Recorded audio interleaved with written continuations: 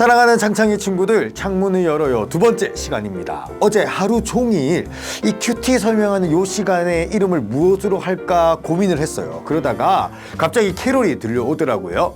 창밖을 보라 창밖을 보라 흰 눈이 내린다. 그래, 이거다. 학교에서 수업 도중에요, 어떤 친구가 갑자기 창문을 보면서 야! 저기 창문이 봐봐! 창밖을 봐봐! 흰 눈이 내려! 이러면요, 모든 친구들이 창문을 열고 흰눈을 맞이하겠죠. 이 영상이 하나님의 사랑의 음성을 들어봐라 라고 외치는 영상이었으면 좋겠고요. 여러분은 그 소리를 듣고 마음의 문을 열어서 하나님의 사랑을 묵상하며 나아갔으면 좋겠어요. 한마디로 어그로 좀 끌게요.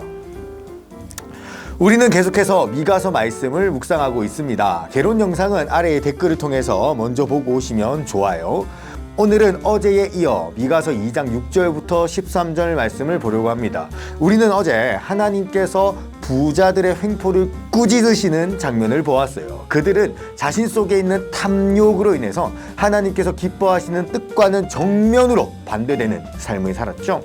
마음속에 탐욕이 있는 사람은요, 하나님께서 옳은 말, 좋은 말을 해주셔도 그것을 그냥 무시해버리거나 하찮게 여기기 일쑤입니다. 6절 말씀을 한번 볼까요?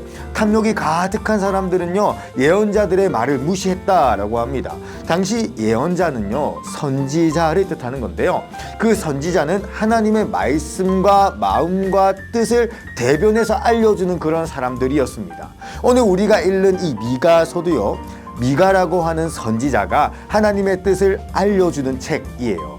그런데 탐욕이 가득한 사람들은 예언자들을 통해서 전달되어지는 하나님의 말씀을 하나님의 말씀으로 받지 않고 무시하거나 하찮게 여겨버렸다라는 것이죠. 6절 하반절을 한번 볼까요?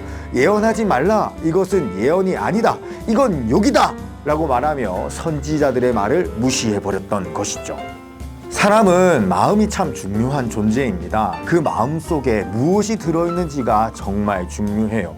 탐욕이 가득한 사람은요, 자신의 탐욕에 이끌려서 하나님의 말씀이 정확하고 바르게 선포되고 있는데도 불구하고 그 말씀이 하나님의 말씀이 아니야! 라고 말해버리잖아요. 특히 당시의 선지자들은 부유한 사람들을 대놓고 비난하고 고발했었거든요.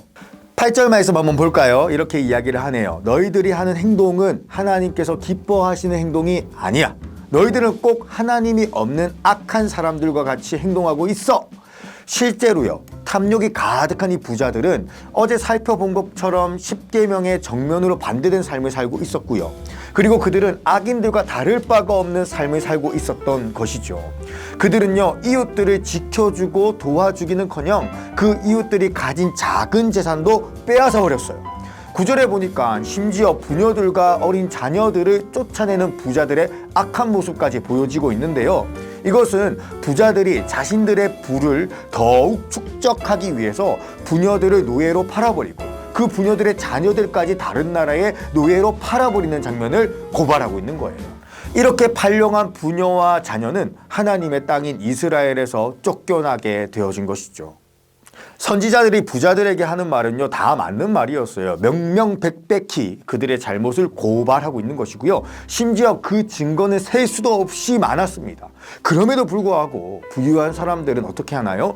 선지자들의 그 말들은 하나님의 말씀이 아니고 그냥 욕짓거리에 불과한 허무맹랑한 말이라면서 무시해버리고 있는 것입니다.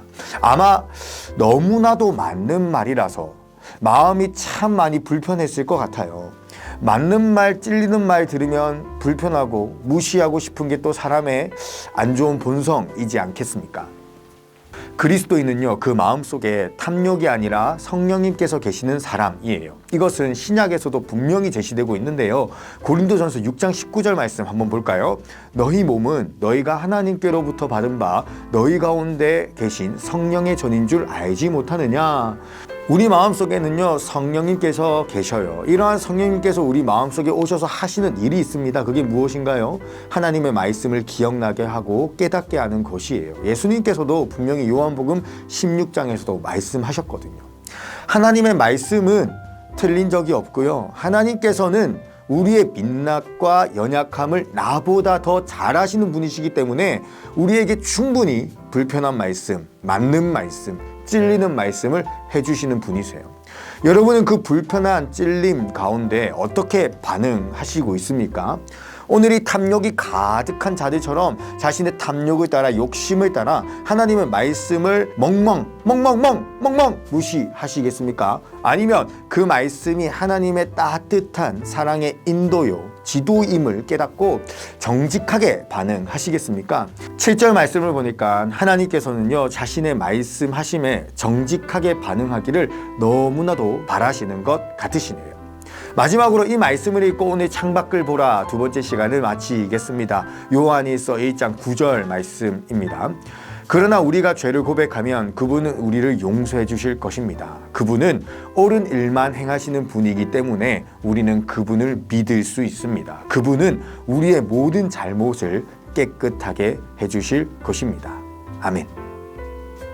12시 30분부터 1시 반까지 창문을 열어요 에서 함께 큐티하고 묵상하도록 해요. 그럼 그때 봐요. Let's get it.